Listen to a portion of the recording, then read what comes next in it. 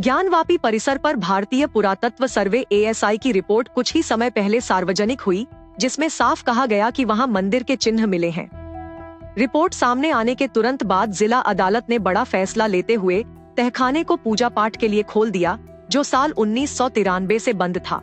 तब से लगातार चर्चा हो रही है कि देश में कई धार्मिक जगहें हैं जो विवादित हैं। इनमें अयोध्या के राम मंदिर के बाद काशी और मथुरा के अलावा भी कई स्थल शामिल हैं।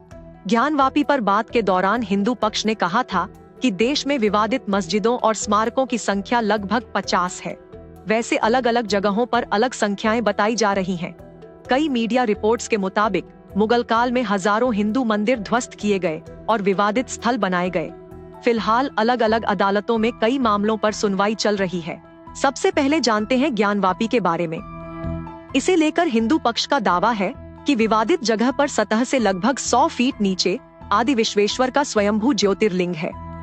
मंदिर का निर्माण 2000 साल पहले महाराज विक्रमादित्य ने करवाया था, लेकिन मुगल शासक औरंगजेब ने साल 1664 में उसे तुड़वाकर मस्जिद बनवा दी थी। याचिकाकर्ताओं का दावा है कि काशी विश्वनाथ मंदिर के अवशेषों से ही ज्ञानवापी मस्जिद बनी। इसी दावे की जांच के लिए आर्कियोलॉजिकल सर्वे ऑफ इंडिया ने काम किया। मथुरा के शाही ईदगाह को लेकर भी खूब बात हो रही है। दावा है कि कृष्ण मंदिर को ध्वस्त करके साल 1670 में मस्जिद बनवाई गई थी। फिलहाल श्री कृष्ण जन्मस्थान सेवा संघ और ट्रस्ट शाही मस्जिद ईदगाह के बीच बहस चल रही है। मामला स्थानीय कोर्ट में है। मध्य प्रदेश की धार भोजशाला भी विवादित जगह है, जहां हिंदू और मुस्लिम दोनों ही अपना दावा करते आए हैं।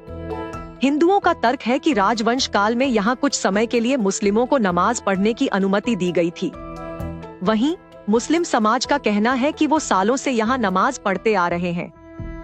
मुस्लिम इसे भोजशाला कमाल मौलाना मस्जिद कहते हैं। बदायूं की शाही इमाम मस्जिद भी विवादों का हिस्सा रही। करीब 800 साल पुरानी इस मस्जिद के बारे में अखिल भारतीय हिंदू महासभा का दावा है कि ये अवैध निर्माण है, जिसे 10वीं सदी के करीब शिव मंदिर को तोड़कर बनाया गया था।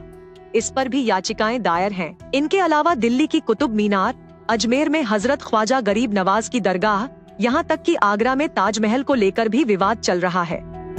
कुतुब के बारे में कहा जाता है कि इसे बनवाने के लिए मुगल शासक कुतुबुद्दीन ऐबक ने लगभग 27 हिंदू और जैन मंदिर ध्वस्त किए थे। उनके मलबे से कुतुब बना। साल 2019 में सुप्रीम कोर्ट के बाबरी ढांचे को लेकर दिए गए फैसले के बाद से देश भर के कोर्ट्स में याचिकाएं आने लगीं, जहां विवादित धर्मस्थल की जांच की मांग हो रही है।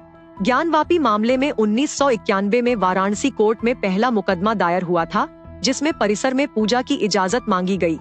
इसके कुछ ही समय बाद उसी साल सेंटर ने places of worship act special provision पारित कर दिया।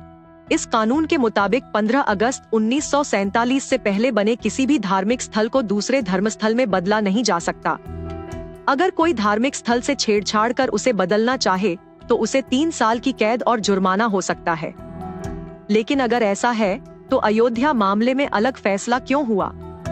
दरअसल राम जन्मभूमि मंदिर मामला तब कोर्ट में था, इसलिए उसे इससे अलग रखा गया।